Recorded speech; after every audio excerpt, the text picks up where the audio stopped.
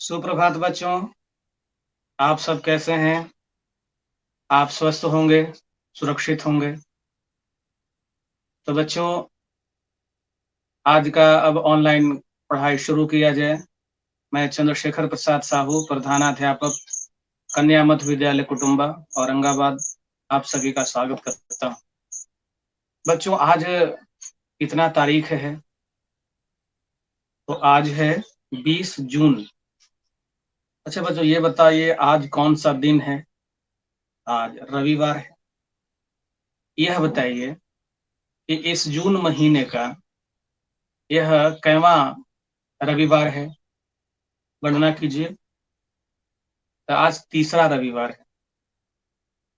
आज तीसरे रविवार को हम लोग एक खास दिवस के रूप में मना रहे हैं। वो कौन दिवस है? याद करिए। पितृ दिवस है, पिता दिवस है। तो आज का दिवस बच्चों सोशल मीडिया पर और लोगों के बीच पितृ दिवस, फादर्स डे के रूप में इसे मनाया जा रहा है। तो पिता दिवस की आप लोगों की शुभकामनाएं। बच्चों, क्या पितृ दिवस को केवल पिता को प्रणाम करना चाहिए, या उनका ख्याल करना चाहिए, या उनका देखभाल करना चाहिए, या उनकी सेवा करनी चाहिए? ऐसा तो नहीं है। हमें सेवा पिता की आज्ञा पालन प्रतिदिन करना चाहिए। तो पिता का कोई विशेष दिवस हो, यह कोई बड़ी बात नहीं है। पितृ दिवस हमारे यहाँ रोज होता है। जब हम पिता को प्रणाम करते हैं, पिता का ख्याल करते हैं, पिता की देखभाल करते हैं, उनकी सेवा करते हैं। तो भी आज का दिवस है, तो चलिए हम उसे उत्सव के रूप में मनाते हैं। तो बच्चों, आज का जो हमारा पाठ है वह पिता से ही संबंधित है। तो यह जो पाठ है बच्चों, कक्षा 6ठी के हिंदी पाठ्य पुस्तक का एक पाठ है, जिसमें एक ऐसे पुत्र का वर्णन है जो अपने पिता के सुख के लिए बहुत ही भयानक प्रतिज्ञा करता है, बहुत ही भीषण प्रतिज्ञा करता है। तो आप समझ रहे हैं वह कौन पाठ है? आपके हिंदी पाठ में है वह। और उस शीर्षक का नाम है बच्चों, मैं बताऊं? अच्छा चलिए, मैं एक बात और पूछता हूं आपसे। आप सीरियल देखते होंगे, तो कौन कौन सा सीरियल आप देखते हैं? बहुत सा धारावाहिक आ रहा है। उसमें अभी दो जो हमारे प्राचीन ग्रंथ हैं, दो प्राचीन महाकाव्य हैं, उनके बारे में भी धारावाहिक प्रसारित की जा रही है। तो यह कौन सा धारावाहिक है? यह कौन सा ग्रंथ है? तो यह है रामायण और महाभारत। तो आज का जो प्रसंग है बच्चों, आज का जो पाठ है वह महाभारत का ही एक प्रसंग है। महाभारत और रामायण में राजवंशों की कथा है। प्राचीन काल में प्रतापी राजा हुए, उनकी कथा है। रामायण में भी है और महाभारत में भी है। रामायण में राजा दशरथ, उनके पुत्र राम, उनके चारों भाई और लंका का राजा रावण का भी कथा है। तो जिस तरह से रामायण में राम और रावण राजवंश की कथा है, उसी तरह से महाभारत में भी एक प्राचीन राजवंश की कथा है, राजकुल की कथा है।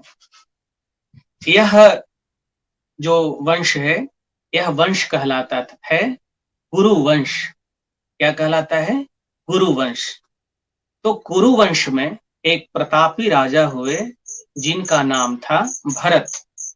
भरत इतने शक्तिशाली और इतने महाप्रतापी राजा हुए कि इस देश का नाम भी उनके नाम पर भारत पड़ा। उन्हीं के वंश में आगे शांतनु नामक राजा हुए। तो कुरुवंश जो राजवंश था, इनकी राजधानी कहाँ थी? इनकी राजधानी थी हस्तिनापुर। हस्तिनापुर अभी कहाँ है, जानते हैं आप? तो हस्तिनापुर अभी उत्तर प्रदेश के मेरठ जिला में एक नगर है, हस्तिनापुर। तो वही हस्तिनापुर प्राचीन राजवंश कुरु वंश की राजधानी थी और वहीं के राजा भरत हुए और उनके वंश में शांतनु हुए। तो यह जो कथा है बच्चों, यह शांतनु की कथा है और उनके पुत्र, जानते हैं उनके पुत्र का क्या नाम था? उनके पुत्र का नाम था देवव्रत। तो यह जो पाठ है वह हस्तिनापुर के सम्राट शांतनु और उनके पुत्र देवव्रत के संबंधित यह पाठ है। यह पाठ आपको एकांकी के रूप में है। किस रूप में है? एकांकी के रूप में। एकांकी आप समझ रहे हैं?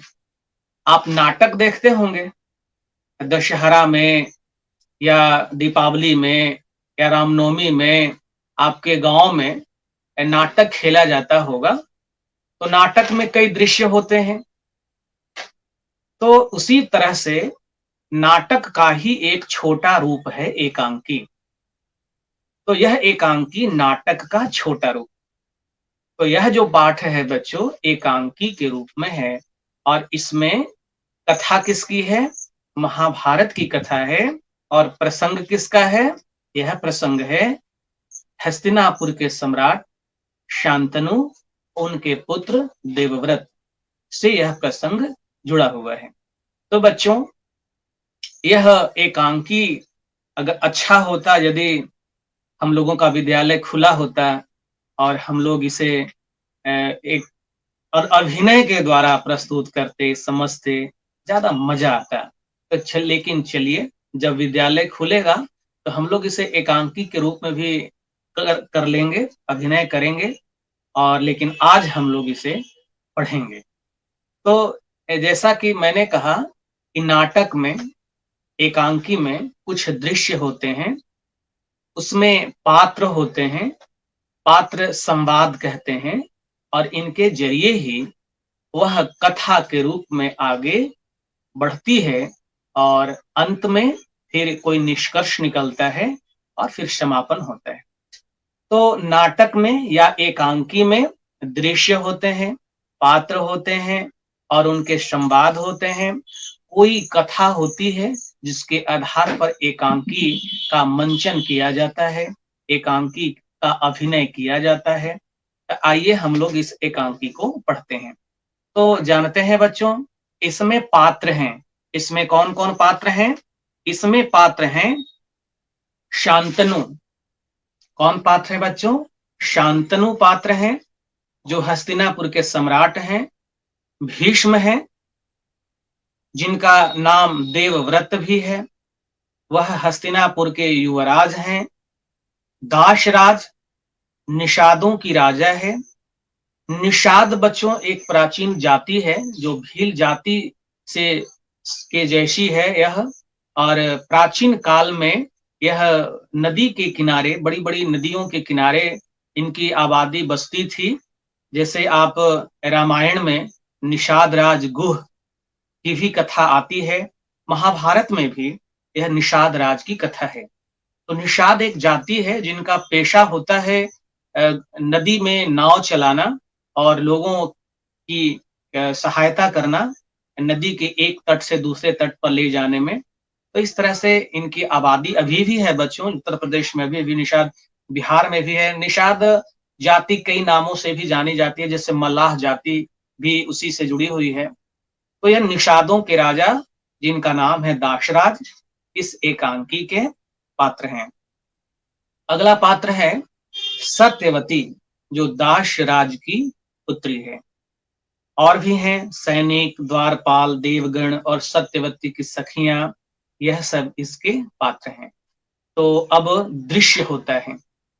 दृश्य नाटक में सजाया जाता है, आगे मंच पर पर्दा भी रखा जाता है। जब दृश्य खुलता है, दृश्य पूरा होता है, प्रबंधन व्यवस्था दृश्य की पूरी कर ली जाती है, तब पर्दा खुलता है और वह दृश्य सामने नजर आता है। तो दृश्य क्या है? दृश्य है कि यमुना के निकटवर्ती प्रांत में निषादों के राजा दाशराज का निवास स्थान है। यह जो दृश्य है वह निषाद राज निषादों के राजा, निषादों के सामंत थे, जमींदार थे, उनके नायक थे, उनके राजा थे मानिए, तो उनका आवास है, यही दृश्य है। तो इसमें दाशराज के मकान निवास स्थान में शांतनु का, जो हस्तिनापुर के सम्राट हैं, उनका प्रवेश होता है। उनको देखकर दाशराज कहते हैं, इनको देखकर महाराज शांतनु को देखकर दाशराज कहते हैं। मैंने कहा था कि एकांकी में या नाटक में पात्र होते हैं और उनका संवाद होता है, वह कुछ बोलते हैं। संवाद का मतलब बोलना, तो पात्र बोलते हैं और उसके संवाद के जरिए ही कथा जो इसमें होती वह आगे बढ़ती है। तो दाशराज कहते हैं, भरत कुल में श्रेष्ठ हस्तिनापुर के महाराज शांतनु का स्वागत है, जिनका स्वागत करने में देवराज इंद्र भी अपने को समेट नहीं पाते। उनका स्वागत निषादों का यह छोटा सा सामंत किस साहस से करे, फिर भी इस झोपड़ी में आपका स्वागत है महाराज। दाशराज कहते हैं कि हे हस्तिनापुर के महाराज शांतनु, आपका मेरी कुटिया में, मेरी झोपड़ी में स्वागत है। शांतनु कहते हैं, आप मेरे मित्र हैं दाशराज, आप देश की अत्यंत प्राचीन जाति के राजा हैं। आपके पूर्वज निषाद राज गुह को भगवान रामचंद्र का सखा होने का गौरव प्राप्त था। मैं इस संबंध को, इस स्नेह सूत्र को और भी दृढ़ बनाने के विचार से यहाँ आया हूं।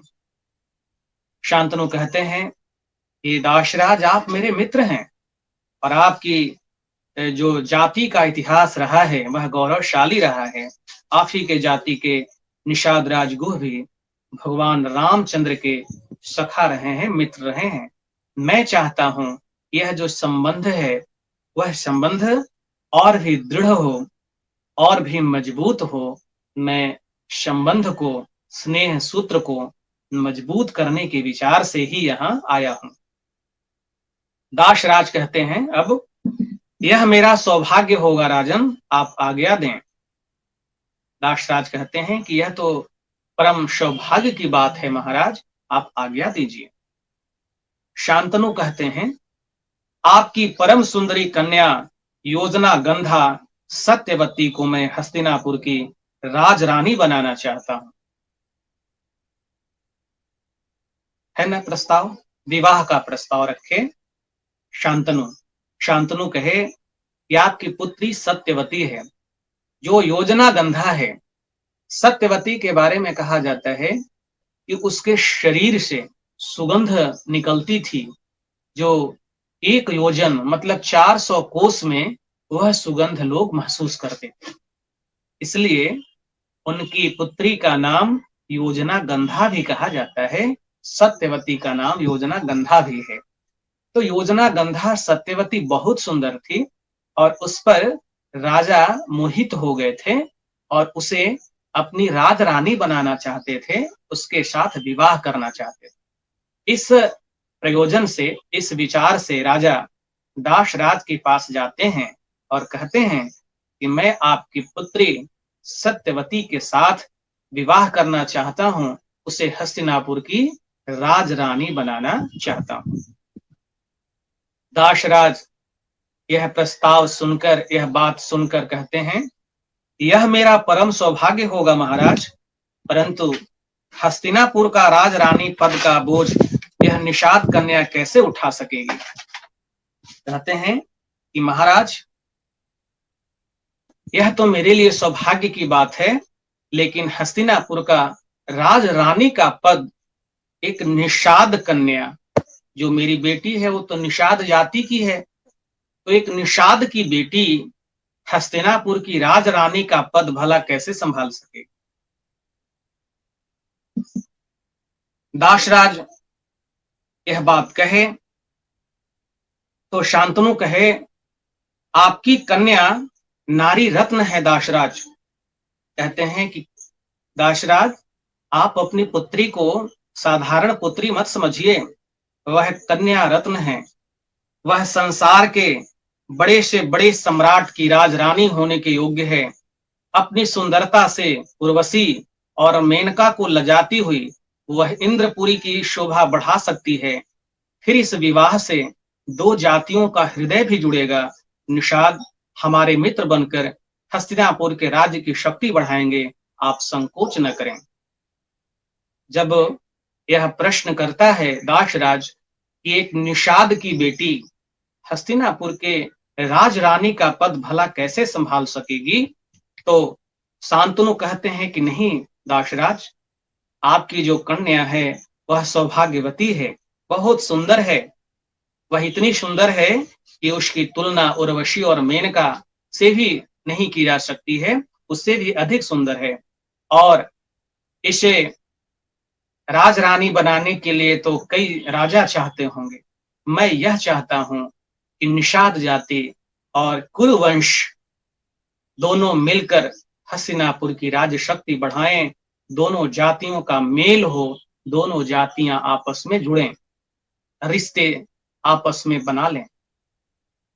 दासराज कहते हैं, संकोच नहीं महाराज, मेरी बेटी हस्तिनापुर की राजरानी बनेगी, यह तो मेरे लिए गर्व का विषय होगा। भरत कुल से संबंध होने से मेरा गौरव बढ़ेगा ही। दासराज कहते हैं कि संकोच नहीं महाराज, अगर मेरी बेटी हस्तिनापुर की राजरानी बनेगी तो यह मेरे लिए गर्व का विषय होगा और भरत कुल से संबंध होने के कारण मेरे जाति का गौरव भी बढ़ेगा। परंतु शांतनु पूछते हैं, परंतु क्या निषादराज? दाशराज कहते हैं, परंतु मैं नहीं चाहता कि मेरी कन्या की संतान हस्तिनापुर के युवराज की सामंत बने। वीरों में श्रेष्ठ, अस्त्र विद्या में पारंगत युवराज देवव्रत के रहते हुए दूसरा और रास्ता ही क्या है? दाशराज कहते हैं कि हे महाराज, आपकी बात सही है, राजरानी तो बनेगी मेरी पुत्री आपके विवाह करने के बाद, लेकिन उसकी जो संतान होगी वह राजा तो बन नहीं पाएगा, क्योंकि आपने युवराज के पद पर देवव्रत को घोषित किया। जब आप देवव्रत को युवराज बनाने की घोषणा कर दी है तो वही राजा बनेंगे और फिर उनके बाद उनके पुत्र राजा बनेंगे। तो मेरी बेटी से जो संतान होंगी वह तो देवव्रत के सामंत होंगी या उनका दास होंगी। शांतनु कहते हैं, पूछते हैं, साफ कहिए आप क्या चाहते हैं दाशराज, मैं समझा नहीं।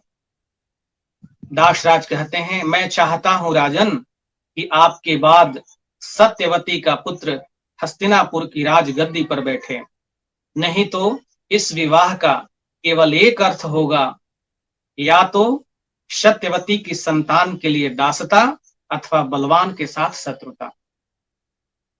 दाशराज कहते हैं कि महाराज, मैं यह चाहता हूं कि मेरी पुत्री की संतान ही, मेरी पुत्री का पुत्र ही हस्तिनापुर की राजगद्दी पर बैठे, और नहीं, अगर वह राजगद्दी पर नहीं बैठेगा सत्यवती का पुत्र, तो फिर जब युवराज देवव्रत राजा बनेंगे तो सत्यवती के पुत्रों के साथ उनका जो संबंध होगा हो सकता है वह अच्छा नहीं हो, और फिर दो राजवंशों में शत्रुता हो जाएगी, दो राजवंशों में कलह होने लगेगा।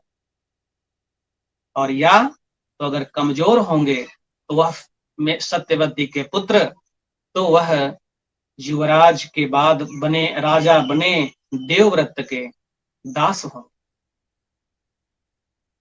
शांतनु बोले, आप यह क्या कह रहे हैं निषादराज? आप जानते हैं वीरों में श्रेष्ठ देवव्रत सर्वथा योग्य और सुशील हैं, प्रजा उन्हें प्यार करती है, राजगद्दी पर उनका अधिकार है, मैं राज अधिकार से उन्हें वंचित नहीं कर सकता। कहते हैं कि दाशराज आप यह क्या कह, देवव्रत सर्वथा योग्य और सुशील है, वह बहादुर है, वीरों में श्रेष्ठ है, प्रजा उन्हें प्यार करती है, राजगद्दी पर उनका ही अधिकार है, क्योंकि मैंने यह घोषणा कर दिया है, तो मैं देवव्रत को उसके राज्य अधिकार से वंचित नहीं कर सकता। तब दासराज कहा, तो मुझे क्षमा करे महाराज, मैं सत्यवती को हस्तिनापुर के भावी महाराज की सेवा हेतु दासों की संख्या में वृद्धि करने के लिए नहीं भेज सकता।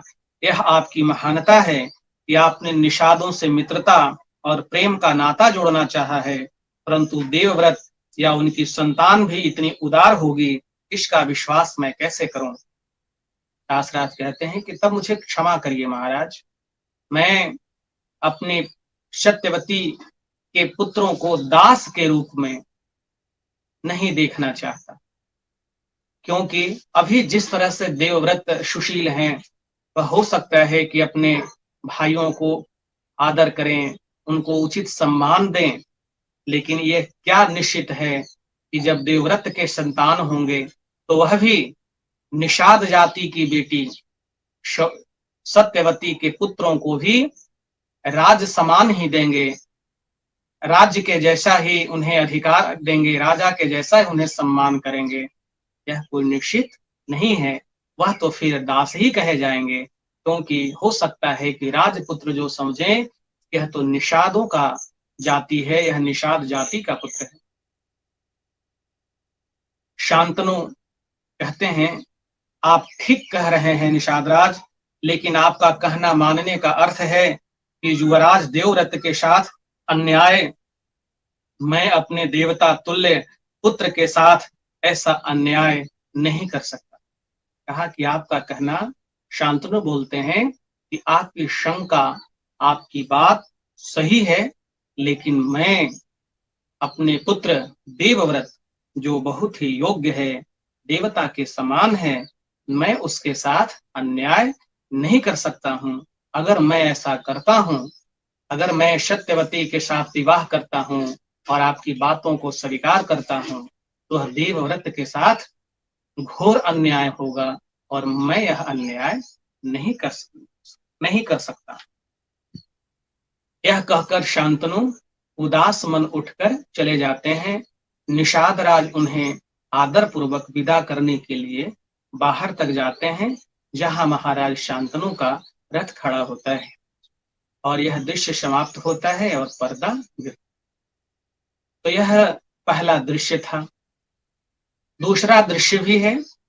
दूसरा दृश्य है कि पुनः दास राज का ही घर है, और दास राज के नगर में हस्तिनापुर के राजकुमार देवव्रत पधारे हैं। उनके साथ कुछ सामंत और नौकर चाकर भी हैं, और देवव्रत जो हस्तिनापुर के युवराज थे, महाराज शांतनु के पुत्र थे, वह दासराज के घर में प्रवेश करते हैं। दासराज उनको देखकर संकेत करते हुए कहता है, आइए युवराज। जिसके बाणों की बौछार से गंगा की धारा रुक गई थी, जिसकी वीर भुजाओं की छाया में हस्तिनापुर राज्य की प्रजा सुख की नींद सोती है, जिनसे मित्रता करने के लिए देव गंधर्व यक्ष सब लालायित रहते हैं, ऐसे वीर शिरोमणि देवव्रत का निषादपुरी में स्वागत है। कहिए क्या आज्ञा है। पूछते हैं कि आपका स्वागत है, आप बहुत वीर हैं, आपकी बहुत शौर्य की चर्चा है मेरे नगर में, निषादपुरी में आपका स्वागत है, कहिए क्या आज्ञा है। दासराज कहे तो देवव्रत कहते हैं, निषादराज, मैं आज्ञा देने नहीं आया हूं, आपसे प्रार्थना करने आया हूं। मैं मां सत्यवती को हस्तिनापुर ले जाने के लिए आया हूं। पिताजी जब से यहां से गए हैं, उदास हैं, वे आज राज दरबार में भी नहीं आए। मैं पिताजी का दुख नहीं देख सकता, बताइए क्या बात है। देवव्रत सारी बातों से अवगत हो चुके थे। उन्होंने यह जान लिया था कि मेरे पिताजी दासराज की पुत्री सत्यवती से विवाह करना चाहते हैं और दासराज किसी बातों को लेकर यह इनकार कर चुके हैं और इनकार करने के बाद मेरे पिता महाराज बहुत दुखी हैं और वह राज दरबार में भी नहीं गए हैं। तब वही बात पता करने दासराज के यहाँ देवव्रत आते हैं और कहते हैं कि मैं माता सत्यवती, क्योंकि विवाह करना है पिता से तो माता हो गई, तो कहते हैं कि मैं माँ सत्यवती को हस्तिनापुर ले जाने आया हूँ। पिताजी यहाँ से गए हैं तो उदास रह रहे हैं। मैं पिताजी को दुख ही नहीं देख सकता, क्योंकि देवव्रत पितृभक्त थे। वह पिता की आज्ञा का पालन हर स्थिति में करते थे। तो वह पूछते हैं दासराज से कि बताइए क्या बात है, विवाह में रुकावट क्यों है। दासराज कहते हैं तो महाराज ने आपसे कुछ बताया नहीं, मैंने तो उनसे अपनी बात साफ साफ कह दी। दासराज कहते हैं तो महाराज ने आपको कुछ नहीं बताया, मैंने तो महाराज को सब कुछ साफ साफ बता दिया था। देवव्रत बोलते हैं नहीं, उन्होंने मुझसे कुछ नहीं बताया। तो दासराज कहते हैं ठीक है, वह आपका दिल दुखाना नहीं चाहते होंगे, मेरी शर्त भी तो असंभव है। मैं जानता हूं उसे मानना आपके साथ अन्याय करना हो। दासराज कहते हैं कि वह आपको दुखित नहीं करना चाहते होंगे, इसलिए आपको नहीं बताए, क्योंकि मेरा शर्त ऐसा है जिसको मानने में आपके साथ अन्याय करना होगा। देवव्रत पूछते हैं कि बात क्या है, मैं भी तो सुनूं, आप निसंकोच कहिए। देवव्रत कहते हैं बताइए तो सही क्या बात है, आप निसंकोच कहिए, घबराइए नहीं, एकदम निश्चिंत कहिए। दासराज कहते हैं मैंने महाराज से कहा था कि मैं सत्यवती का विवाह तभी करूंगा जब उसका पुत्र ही हस्तिनापुर की राजगद्दी पर बैठे। दासराज अपनी बात बताता है कि मैंने महाराज के सामने यही बात कहा था कि सत्यवती का विवाह आपके साथ पे तभी करूंगा जब उसका पुत्र उस हस्तिनापुर की राजगद्दी पर बैठे। देवव्रत जब यह बात सुनते हैं कि प्रश्न यही है कि माता सत्यवती का पुत्र ही हस्तिनापुर की राजगद्दी पर बैठे, तो इन्होंने कहा मुझे यह शर्त मंजूर है, मैं प्रतिज्ञा करता हूं कि मैं हस्तिनापुर की राजगद्दी पर नहीं बैठूंगा, सत्यवती का पुत्र मेरा भाई ही हस्तिनापुर की गद्दी पर बैठेगा, मैं उसकी वैसे ही सेवा करूंगा जैसे आज हस्तिनापुर के सम्राट की कर रहा हूं। थी न बड़ी प्रतिज्ञा। इन्होंने कहा जो राज्य के यह राजा होने वाले थे उसको उन्होंने पिता के सुख के लिए, पिता के खुशी के लिए ठुकराते हुए प्रतिज्ञा की, और इन्होंने प्रतिज्ञा कर लिया कि मैं प्रतिज्ञा करता हूं कि हस्तिनापुर की गद्दी पर सत्यवती के पुत्र मेरा भाई ही राजगद्दी पर बैठेगा, और जो भी राजा होंगे मैं उनकी सेवा उसी तरह से करूंगा जिस तरह से आज मैं अपने पिता महाराज की करता हूं। दासराज कहते हैं धन्य है राजकुमार, आप निश्चय ही अपनी प्रतिज्ञा का पालन करेंगे, मुझे इसमें जरा भी संदेह नहीं है, परंतु आपकी प्रतिज्ञा का पालन क्या आपकी संतान भी करेगी? ऐसा न हो कि यह विवाह झगड़े की जड़ बन जाए और यह बहुत बुरा होगा, क्योंकि तब तक दो जातियों का झगड़ा बन जाएगा। दासराज कहते हैं कि राजकुमार युवराज देवव्रत, आपकी प्रतिज्ञा पर मुझे पूरा भरोसा है, आप राजगद्दी पर नहीं बैठेंगे, मेरे पुत्री के पुत्र ही राजगद्दी पर बैठेंगे, लेकिन जिस तरह से आप सरल हैं, जिस तरह से आप प्रतिज्ञा पालन करेंगे, क्या आपकी संतान भी मेरे पुत्री के जो पुत्र होंगे उनको राजा बनने के लिए अवसर देंगे, राजा बने रहने देंगे, या फिर कलह होगा। तो महाराज, युवराज, मैं चाहता हूं कि यह विवाह किसी झगड़े का कलह न बने, क्योंकि हो सकता है कि आपकी संतान राजा बनने के लिए आगे आ जाए और फिर दो जातियों में संघर्ष शुरू हो जाए, कलह शुरू हो जाए। देवव्रत बोलते हैं, मैं आपकी बात मानता हूं, पर मैं दो जातियों और दो कुलों का मेल मिलाप चाहता हूं। इसमें देश का भला है। आज मुझे एक साथ दो पुण्य कार्य करने का अवसर मिल रहा है, पिताजी को सुखी बनाने का और दो कुलों को जोड़ने का। मैं बड़ा से बड़ा त्याग करके भी इस पवित्र कर्तव्य का पालन करूंगा। निषाद राज, मैं प्रतिज्ञा करता हूं कि मैं विवाह ही नहीं करूंगा। है ना बड़ी प्रतिज्ञा। दासराज संदेह जताया कि युवराज देवव्रत के जो पुत्र होंगे वह राजा बनेंगे, तो फिर कलह शुरू होने की संभावना है, इसलिए विवाह नहीं हो सकता। लेकिन देवव्रत अपने पिता को सुखी देखना चाहते थे, अपने पिता के प्रति कर्तव्य का पालन करना चाहते थे, और इसके अतिरिक्त वह दो कुलों को, निषाद जाति और कुरुवंश को जोड़ना चाहते थे। यह दो पुण्य कार्यों के लिए उन्होंने एक बड़ी भयानक प्रतिज्ञा ली और कहा कि मैं विवाह ही नहीं करूंगा। और उन्होंने अपना दाहिना हाथ उठाकर प्रतिज्ञा किया। क्या प्रतिज्ञा किया?